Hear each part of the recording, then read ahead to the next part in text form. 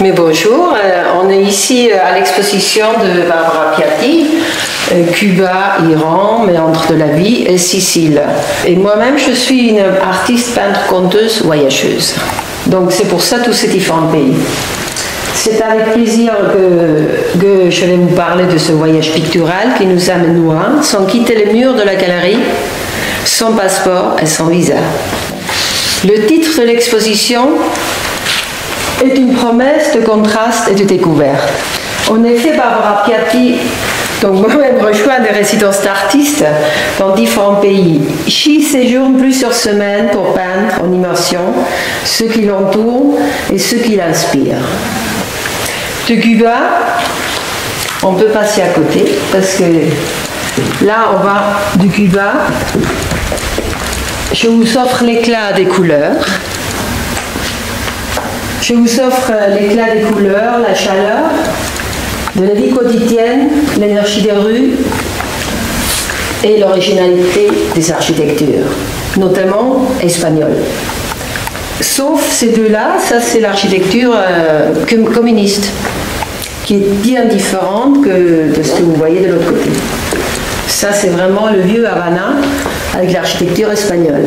C'était la raison pourquoi je suis allée, pour peindre l'architecture espagnole. Mais évidemment, on ne pouvait pas passer à côté de l'architecture communiste, qui est quand même beaucoup plus importante que ce qui reste du vieux Paris, de la ville. Après ces deux cultures dialoguent entre elles grâce au regard et aux interprétations artistiques. Chaque œuvre est une ouverture vers un ailleurs et une invitation au dépaysement. C'est donc, après on va faire un petit tour en Sicile, parce que cet été je me suis enrôlée en Sicile, où j'ai fait une résidence d'artiste dans un petit village qui s'appelle Tusa, sur la côte nord de la Sicile. Et d'ailleurs, j'ai fait une seule peinture un peu réaliste. C'est Tusa. Et ça, c'était la nuit. Il y avait un grand festival dans le village. Donc, je l'ai appelé, c'est la nuit folle de Tusa. La nuit folle karaoké de Tusa. Parce que tout le monde chantait. 4-5 générations. Toute la nuit. Donc, on vibrait. On aurait dit les maisons vibraient. Avec le chant et d'être ensemble. Et donc, tout ça, moi, j'appelle, c'est la dernière série de la Sicile, c'est l'horizon solaire. Il y a la réunion de mer et montagne, qu'on voit très bien sur ce tableau-là. D'ailleurs, il s'appelle l'union de mer et montagne. Ces deux-là, c'est un diptyque. Après, tous les soirs, les artistes avec qui j'étais, les villageois, les passants, se retrouvaient au Café Belvédère. D'ailleurs, pour regarder le sunset. Il s'appelle d'ailleurs Sunset at Belvedere. Parce que tous les soirs, il y avait un magnifique coucher de soleil et on se racontait des histoires et on rigolait beaucoup. Donc toute cette série-là, derrière l'horizon, on le voit très bien, des collines, et je les suis là. Ça, c'est l'horizon des collines, là et là. Et après, il y avait la vie, donc je l'ai appelé le souffle des collines. Ça, c'est l'horizon solaire. Et là, c'est le soleil intérieur.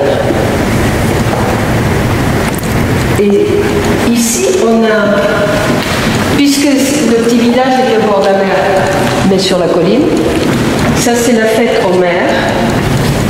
Et c'est la fête en plage. Alors, quand avez-vous visité Sicile? Cet été, en juillet, tout le mois de juillet. Donc tout ça, c'est fait là-bas, tout ça.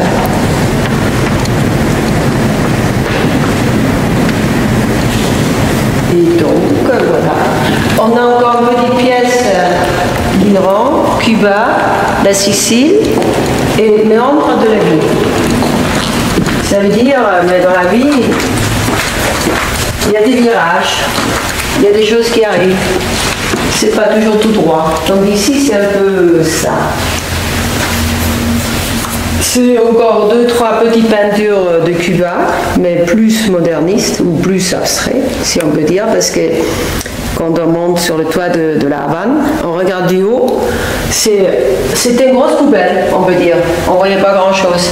Donc moi, je l'ai appelé le chaos rouge, où là c'est le futur Havane une fois restauré. Peut-être ça prend une nouvelle forme. Et ça c'est Vinales, ça c'est le seul peinture que j'ai fait du paysage, c'est là où on cueille le tabac. C'était très beau, c'est des collines, c'est... Donc j'ai fait en fait, c'est les collines de Vinales où il y a les tabacs, les plantations, mais je les reflétais dans le ciel. Donc ça fait un double paysage. Après c'est l'arbre de la vie, ça c'est un peu plus philosophique. Et des Tibetan Prayer Flags. C'est les drapeaux tibétains de prière qu'on trouve dans l'Himalaya, partout où il y a les bouddhistes, les lamaïsmes bouddhistes. J'ai beaucoup aimé ça. Et ici, ça c'est un hommage à mon frère et à mon mari. Et c'était un t-shirt de mon frère, parce que mon frère était un artiste aussi. Donc je le coupais en deux et je fais une toile. Et je peins sur le t-shirt de mon frère qu'il a fait, qu'il a appelé d'ailleurs Kamikin Island, Philippines, parce qu'il vivait aux Philippines, il s'appelle Magic Birds. Ça c'était sur le t-shirt et moi j'ai fini la toile en fait. J'ai fait une nouvelle toile. Et ça c'était l'arrière du t-shirt où il n'y avait rien. Il y avait juste Exclusive Limited Edition, Gabriel Piatti, 2005. Et j'ai fait le reste. Kamikin Island, la petite île où il a vécu. Et après ça, j'ai fait une grande peinture de Kamikin Island. Parce que je trouve que ça méritait ça, sur toile. Voilà. Alors vous êtes ici jusqu'à 26 octobre. Donc ça a démarré le 2, jeudi soir, le vernissage. Et là, on a 4 week-ends et puis en semaine. Sauf lundi, c'est ouvert tous les jours. Vous êtes contente? Ah oui, mais on va voir. Mais le lieu est magique. J'adore le lieu. C'est pour ça d'ailleurs je suis là, parce que je suis venue l'exposition d'une amie artiste et c'est comme ça que j'ai découvert le lieu. Je me suis dit ça sera parfait pour moi. Donc j'ai fait les démarches et puis la candidature et puis on m'a sélectionné, on m'a invité et aujourd'hui ça a vu le jour. Et grâce d'ailleurs, j'avais une excellente assistante, Aurélie Sanchez, et Michel Abomès, ce sont les deux femmes, le duo, qui organisent tout ça, les expositions, tout ce qui est culturel. Et ils sont vraiment extraordinaires. On était un bon teamwork, à 3. Je vous remercie. Voilà.